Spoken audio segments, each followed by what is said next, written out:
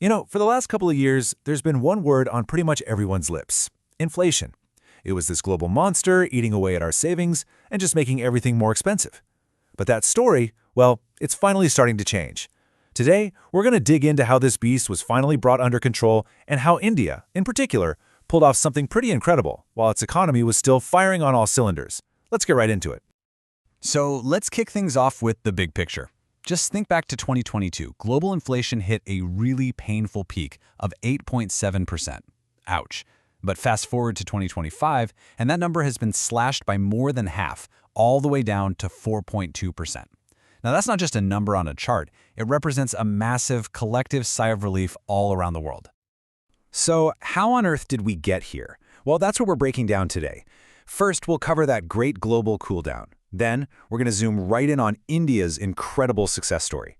After that, we'll solve a little mystery around something called core inflation, see how food prices basically became the hero of the story, touch on the divide between rural and urban areas, and finally, we'll ask that big question: is inflation really gone for good?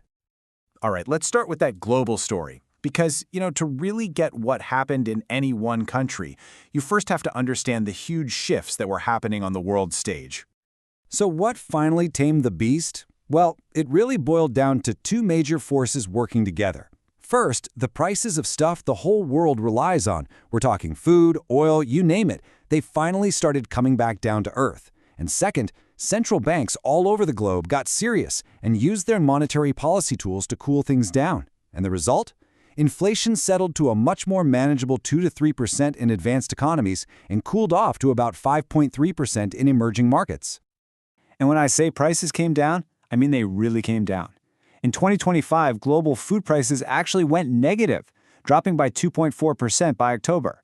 And oil? A massive 20% drop over the course of the year. When the price of your most basic inputs falls that hard, that fast, well, it acts like a powerful brake on the entire global economy. Okay, so that's the world stage.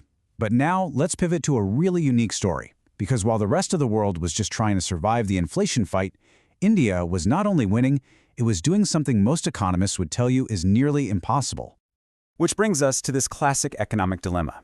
See, the usual playbook says you have a choice. You can fight inflation, but that usually means slowing down your economy. Or you can go for strong growth, but you risk overheating things and creating more inflation. So the question is, can you really have your cake and eat it too? Well, it turns out the answer is a big, resounding yes. In the first half of fiscal year 2026, India's economy was growing at a super robust 8%, and it did this while its inflation rate was plummeting. That's not just a good outcome. That is hitting a macroeconomic sweet spot that pretty much every other country was searching for. And hey, don't just take my word for it. This success got noticed. S&P Global Ratings pointed directly to India's monetary policy reforms. They said that by focusing on inflation targeting, the country has done a much better job of anchoring what people expect prices to do in the future. And having that kind of stability, that predictability, that's a huge, huge win. Okay, but here's where things get interesting. If you were digging into India's numbers during this time, you might have spotted something, well, a little weird. A kind of puzzle hiding in plain sight. Let's take a look.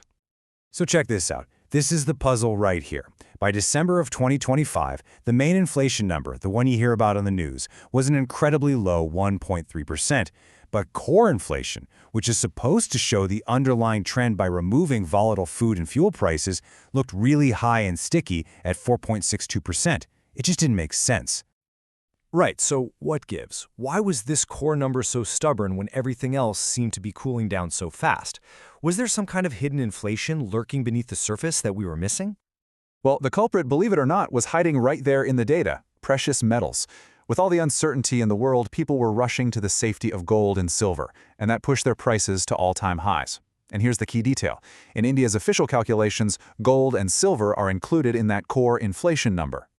And this is the real aha moment. Look what happens when you just pull gold and silver out of the equation. That standard core inflation of 4.62% suddenly drops to just 2.27%, so the puzzle is solved. That sticky inflation wasn't some deep, widespread problem. It was almost entirely an illusion created by that temporary surge in precious metals.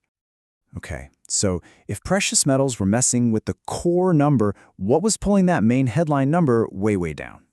For that story, we've got to go from the bank vault right to the farm. The absolute hero of this entire inflation story? Food, no question. In October of 2025, food prices in India fell by more than 5% in a single month. I mean, that is the biggest one-month drop we've ever seen in the current data series. A fall that steep has a massive immediate effect on the overall inflation rate. And look, this wasn't just a small dip in one or two things. This was a landslide. Vegetable prices were down over 18%. Pulses fell by 15%. Spices had been getting cheaper for a year and a half straight. And the staples, onions collapsed by 48% and potatoes fell by almost 35%. This was a total food price plunge across the board. Now you might be thinking, wow, that's some lucky weather. But it wasn't just luck. The government was playing a very active role here. They made smart, timely calls on trade policy for things like pulses and oils. They carefully managed their buffer stocks of essentials like onions, and they weren't afraid to step in directly to make sure prices stayed stable for consumers. But, these big national numbers can sometimes hide what's happening on the ground. So let's quickly look at how this all felt different depending on whether you lived in the city or the countryside.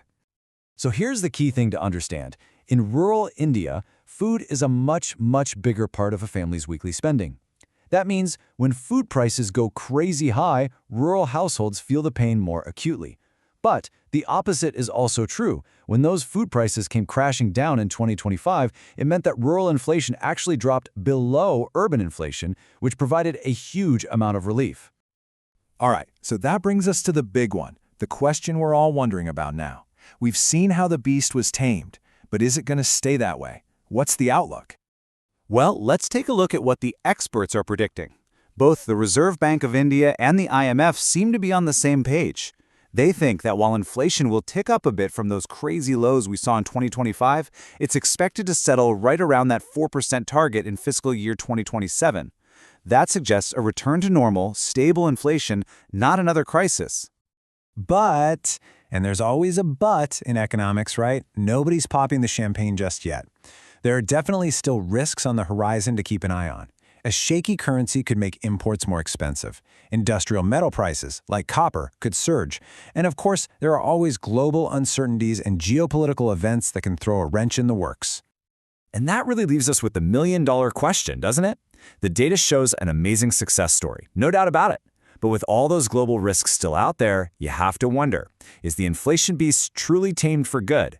Or is it just temporarily back in its cage, waiting for the right moment to roar again? Thanks for joining our explainer.